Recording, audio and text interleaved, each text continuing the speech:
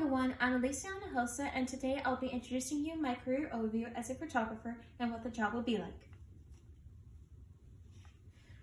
The responsibilities of a photographer are market or advertise services to attract clients, analyze and plan composition of photographs, use various photographic techniques and lighting equipment, capture subjects in professional quality photographs, enhance the subject's appearance with natural or artificial light, use photo enhancing software, maintain a digital portfolio to demonstrate their work in archiving and managing images. As you can see here from this image, a woman is on her computer going over the photos.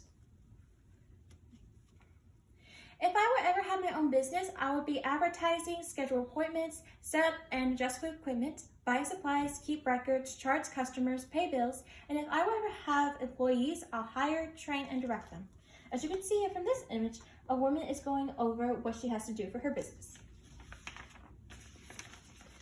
I chose to be a photographer because ever since my sophomore year in high school, I took a photojournalism class, and in that class, my teacher discussed about the history and roles of what a photographer does.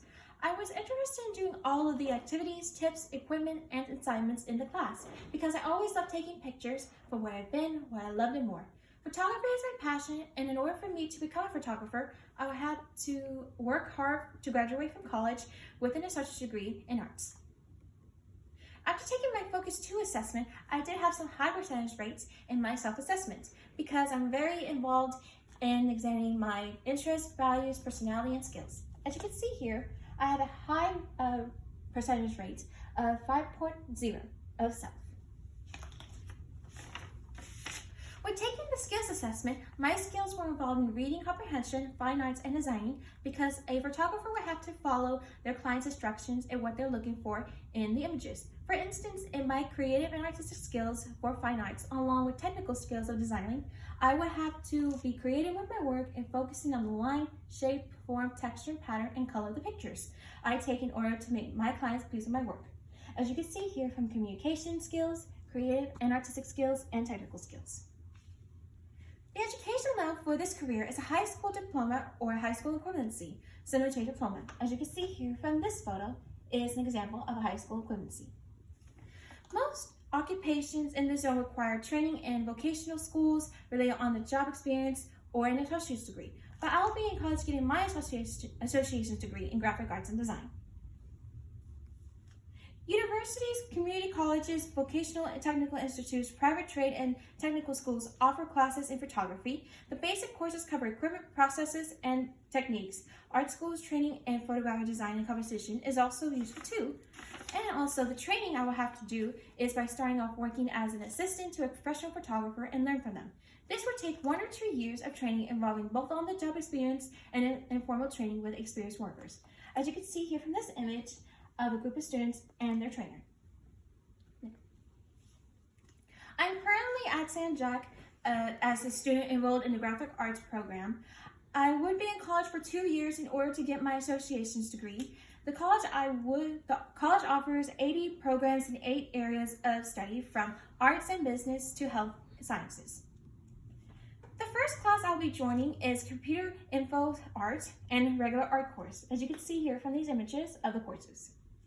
These courses I'll be taking next semester will help me to complete my education in getting my associate's degree in graphic arts and design. The states that have a large amount of professional photographers are Hawaii, District of Columbia, Nevada, Florida, and Utah. As you can see here, the ones highlighted in a dark red are the states where I can go to.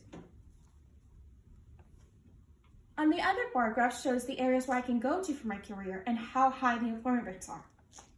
As you can see here, the highest employment rate is at Southwest Missouri non-metropolitan area.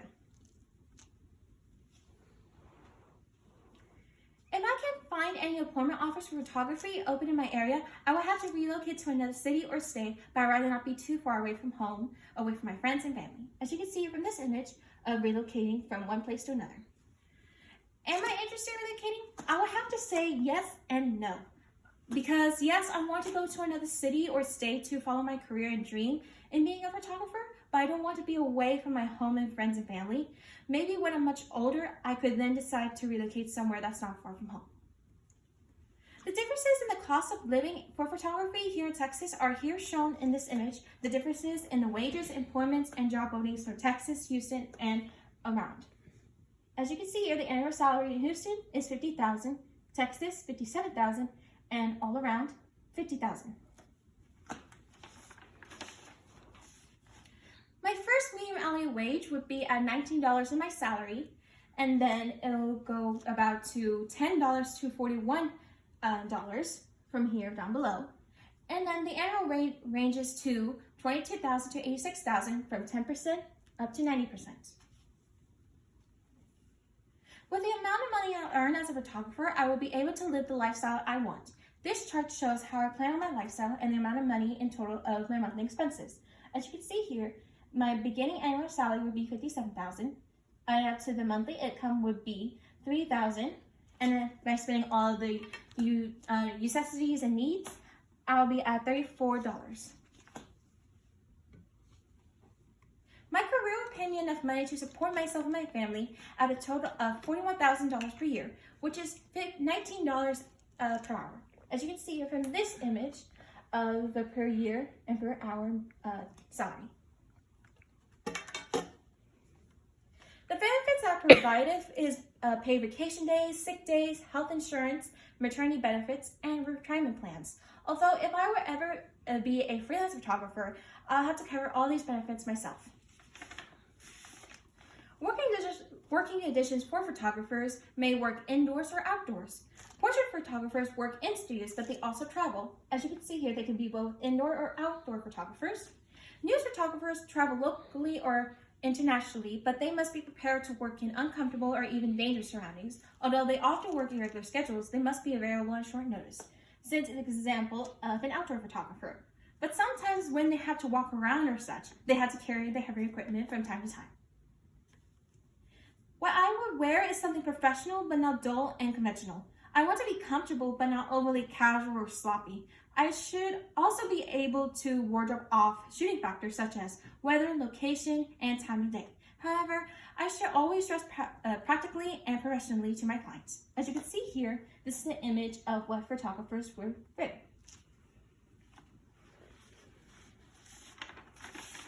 The expected skills I will require are active listening, speaking, service orientation, active learning, complex problem solving, critical thinking, judgment and decision making, monitoring, reading comprehension, coordination, and time management.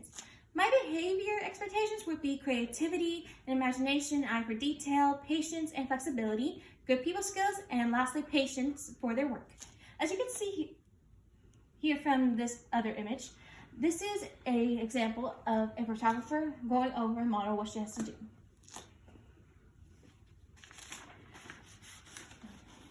This field I'll be working in is growing 17% faster than average. As you can see here from the quick facts, the job outlook is growing 17% much faster than average, as like I said.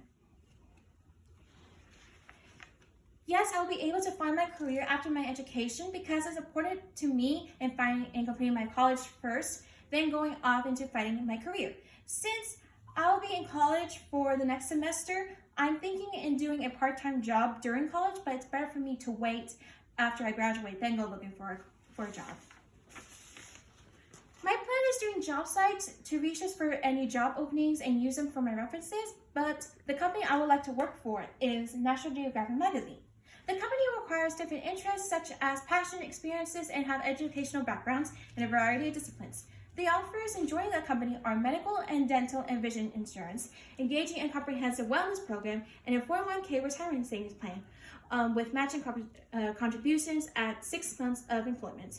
And it's one of the first magazines to reproduce color photographs, and also the leader in printed photographs of undersea life, views from stratosphere and animals in their natural habitats such as exotic or endangered animals. The location is at Washington, D.C. Although you have to work for the company in order to have a 5 or 10 year photojournalism experience with other newspapers or magazines. If I'm unable to find the career in my chosen field, then I will have to go with my other choices, as you can see here. These other careers would be an option for me, but for what I would most likely choose is a desktop publisher. Why I would choose a desktop publisher as my plan B? Because they require an association's degree and use computer software to design page layouts for items that are printed or published online. Thank you for listening and watching my video. I'm Alicia Hinojosa. Have a good day.